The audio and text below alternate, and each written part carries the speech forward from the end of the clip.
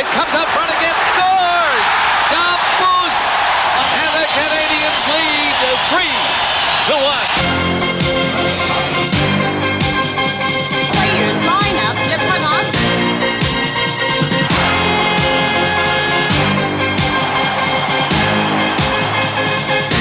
That's all.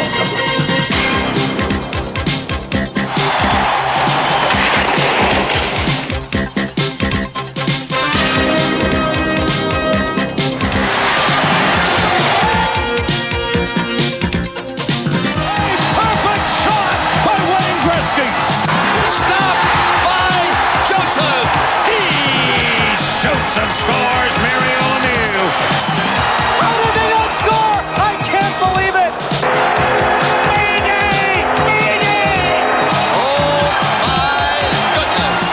Oh, baby, what a goal.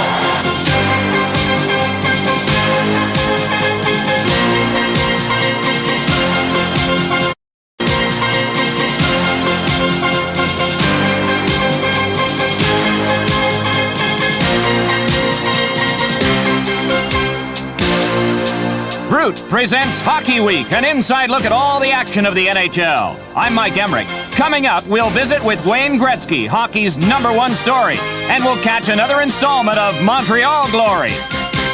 Next on Hockey Week. Now. Let's start the show in the Northeast Division. Stanley Cup celebration number 23 in the history of the Montreal Canadiens. Last spring, the Habs were the toast of the town once more. But contentment doesn't last long in Montreal. There's no place there for self-satisfaction. Jacques Demers and his club are very much back to business. We're off to a good start. We knew coming in it'd be difficult, when you win the Stanley Cup. We know we're going to have to be competitive again. We know we have to not live in the past. It's very important, and I think so far everything's gone well. Even though Kirk Muller has been hampered by shoulder problems, he understands how each and every Canadian has to shoulder the load for a team defending its title.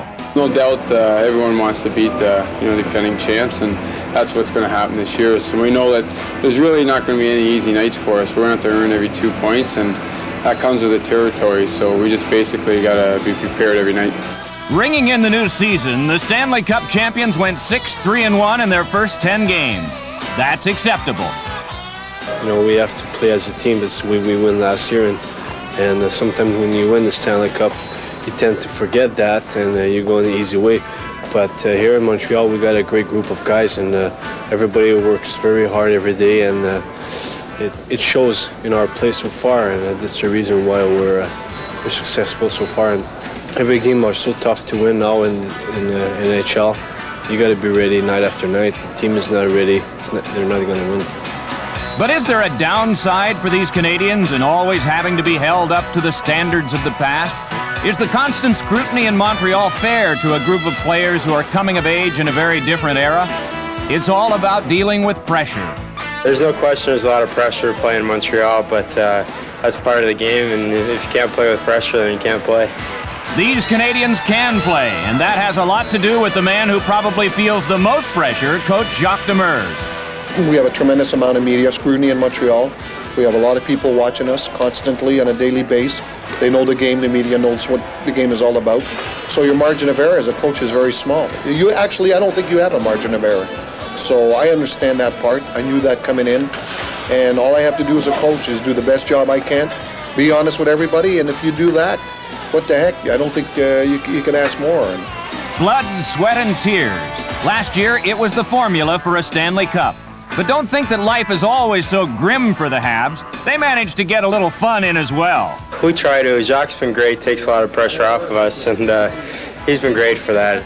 I said I don't know if a coach of the Montreal Canadiens could have fun. I had a tremendous amount of fun coaching those guys last year. They gave me really my first Stanley Cup, something I'll cherish for the rest of my life. They gave me an unbelievable year as a coach. The first big dance of this year came on the Saturday night before Halloween. All it did was pit the defending Stanley Cup champions against their ancient rivals, the Toronto Maple Leafs. The same Toronto Maple Leafs who came into this game with a league record 10 straight wins from opening night.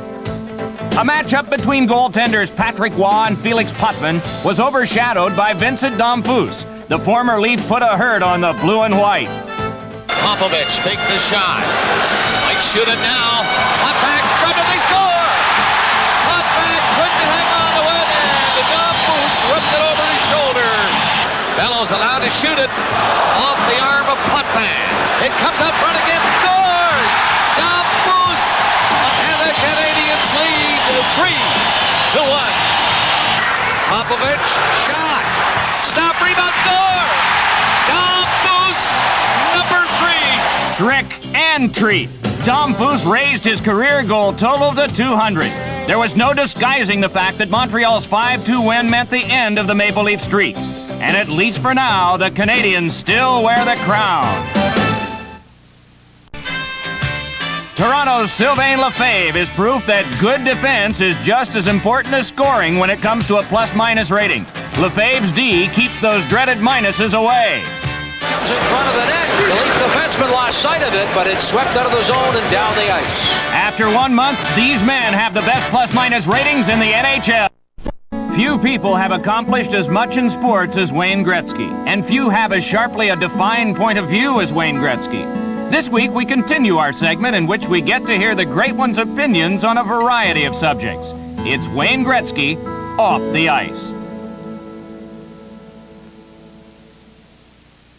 I can remember my very first exhibition game in LA, and going on the ice, and I was standing beside Bernie Nichols, and I went, geez, you know, we're only gonna have 10 or 11,000 people here. And he said, hey, this is LA, and I remember saying, we gotta change this. And we played an exhibition game about 2.5 weeks ago, and that same night Anaheim was playing somebody, and we had about 14,000 people at our game, and Anaheim had about 15,000 people, and I was saying, here we are, 5 years later, 6 years later, 29,000 people for hockey, exhibition hockey in LA, and my first game we had 10 or 11,000 people. So we've come so far, we've come a long way. I think we can't sit on it now. I think, you know, people like Gary Bettman now, we got to really push it and even promote it more, because so many kids do enjoy our game in California. The way Barry coaches is that everything is geared for February, March, and April. How you see this team now and how you see it in January, February is going to be totally different. He coaches to win every night. He coaches to teach as far as what you do now will be important come playoff time. So we feel that we're as good as any team in our conference. We feel we're as good as any team in our division. And it's going to come down to who plays the hardest. That's exactly what happened last year. Toronto will be tough, Vancouver will be tough, Chicago will be tough. You know, all the teams that are tough teams to play against. They'll be good and they'll be hard to beat, but we're as good as any of those teams, and I think we've proven that. I just don't understand how they must watch different games than I watch. That's all I can say. I mean, hey, listen, I'm not going to sit here and tell you that I think I'm better than Mario Lemieux or even better than Doug Gilmour, but I can sit here and tell you that I can play with anybody in this league and in this game, and I've proven that over and over. You know, obviously it was something that motivated me and maybe one of the things that pushed me, and I always love proving people wrong.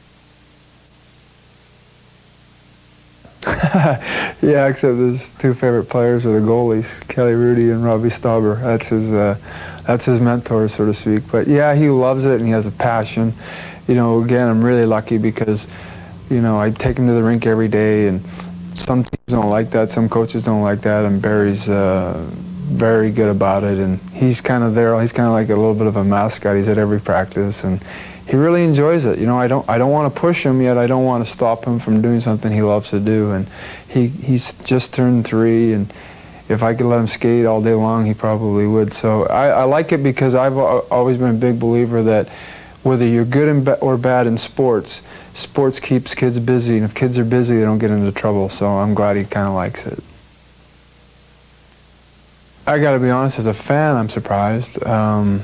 You know, because it came out of nowhere. Usually things like that, rumors kind of leak out, and you hear about it. You know, it's a small world, and everybody hears it. That just kind of happened the day before it kind of got out, and then bang, it was over and done. As a fan, I'm shocked. As an athlete and as somebody that is in this business, I guess I understand. You know, people say he's going to come back. I'm the one person that I've been saying he's not coming back. I think he's done, and if he does anything, he may do some kind of a world tour or an exhibition thing. You know, but I think I don't think he'll come back.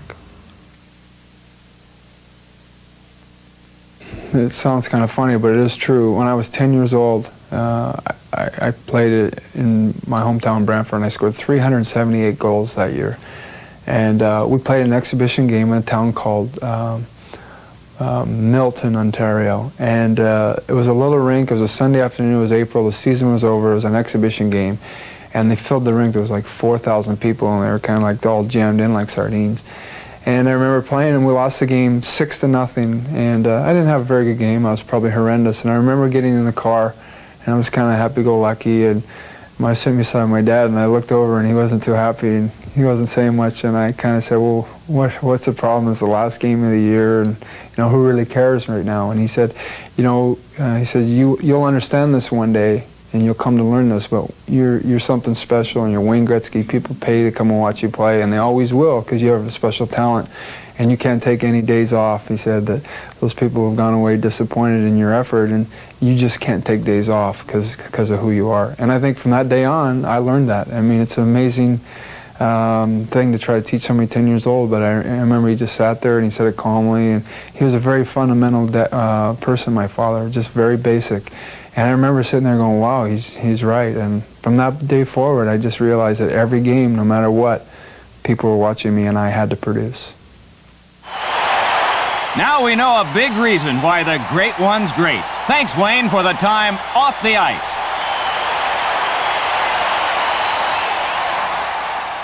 Jay Wells knows how to play it tough. In fact, he's pretty scary. That's why the New York Rangers think of him as their own Dirty Harry. Stay tuned. Jay Wells to Randy McKay. Make my day.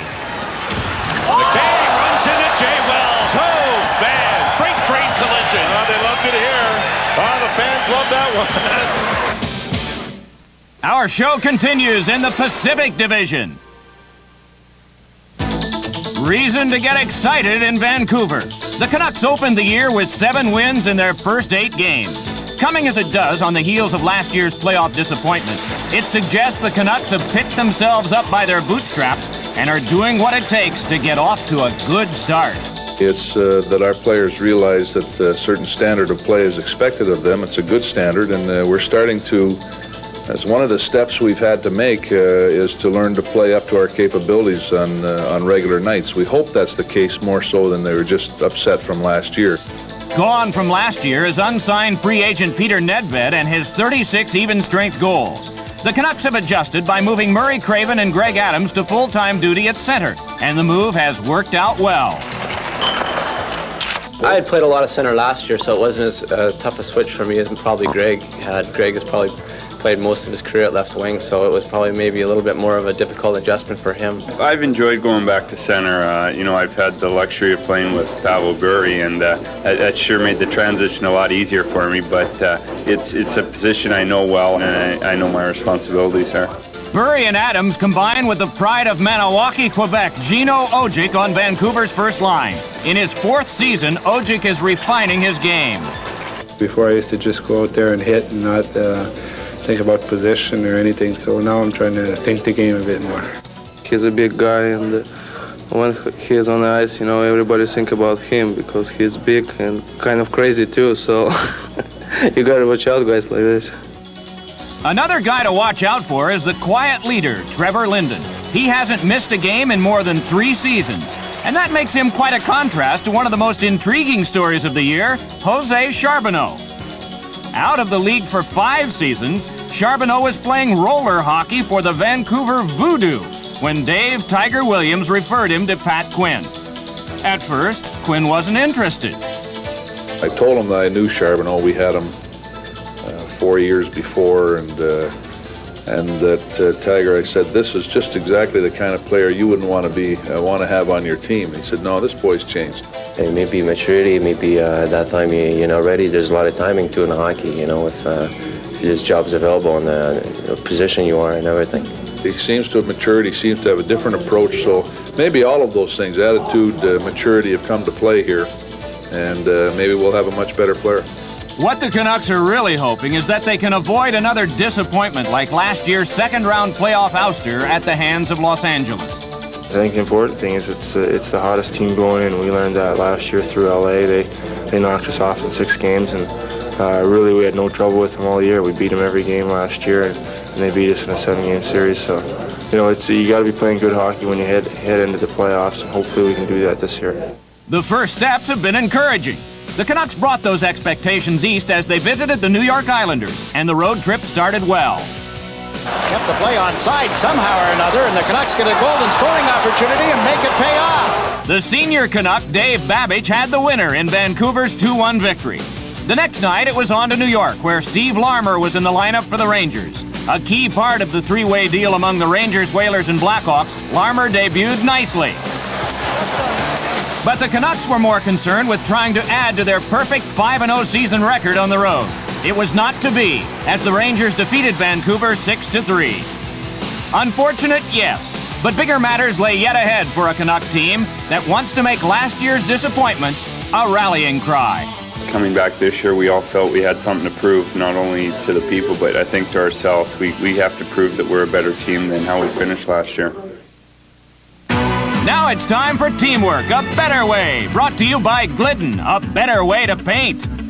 Devils goaltender Martin Brodeur gets great support from his teammates. Here against the Rangers, watch as Tom Chorske backs him up. Brodeur, the rebound, Kovalov, he scored. No, it was kept out. I believe it's Tom Chorske who will sneak in behind and knock the puck away from the goal line. That's a heck of a play. The puck was going in. It did not go over the line. Saving a goal, that's teamwork. That's a better way. Now, NHL news and notes. Between the lines. A wild finish in Dallas. The Ottawa Senators and the Dallas Stars were tied 4-4 in overtime. With less than 30 seconds left, it appeared it might finish that way when Dave Archibald took advantage of a gift. Puck cleared to center ice and racing after it. Moog comes way out of the goal and tries to clear it. He and Ledyard get their signals crossed. And the puck is shot into the net, and the Senators have won the game. For the Ottawa Senators, it was the first overtime victory in franchise history and their second road win ever. But it was far from the end of all this positive history-making for the second-year team. In their next game, 4 nights later, the Senators made it 2 for the road with a 7-5 victory over the Edmonton Oilers. Leading the way was the second overall pick in the '92 draft, Alexei Yashin. The Russian rookie had a hat trick and 2 assists as the Senators continued their roll. And how about a step forward taken by the San Jose Sharks? In their history, the Sharks had 1 win, 103 losses, and 3 ties when they were trailing entering the third period. But win number 2 finally came. Jeff McLean's third period goal against Anaheim tied the score at 1. And in overtime, Mark Peterson completed the comeback. Makarov on the left side, backhand save by Hebert. Makarov swinging at the rebound. Now it comes to the right side, they score! Sharks win, it's over! Peterson with the goal. It's in, it's across the red line, no question about it, and the Sharks win it in overtime. Ooh! Oh, this Condocula, reminding you that Halloween only comes once a year. Oh, that's good. That's scary. First intermission guest will be a not-so-scary Pat Falloon. Nice eyeshadow. You have to let me borrow it sometime. There, it's official. It is now Halloween night. Looks like somebody may have stopped the puck or two too much. Oh, if you think it's scary in the stands, try the ice. Carpenter drives it in, took a weird carry and went wide. How about that one? And how about those Kings? Oh, they're scary. And that 9-6 game, Flyers and Blackhawks, now that was scary. No one knew if they were coming or going. I mean, there were so many goals being scored, Gene. I was actually writing down the goal score and the assist when one went in. I didn't even see. So of the 15, I only saw 14 of them tonight. Well, it is Halloween. I guess that's the only comment you can make. Boo! And boo to you until we meet again. Now, here's something else coming at you. A crunching delivery. Oh, what a hit on him. Oh, was he leveled? Buckle your chin strap. Here come top 5 hits. Crowd is standing. Isn't it great? Force it through center ice. On into the Islanders' zone. Tim Hunter leading the rush. Casper Wright has got him with the hip. Timing getting better all the time. Gill intercepting a pass, but here comes Wilson. Wilson comes in and it's nailed hard by Bob Gardner. Right in the trolley tracks. Here's Ferraro with a little room down right wing across the blue line. Oh, and he's shouldered by Darren Rumble.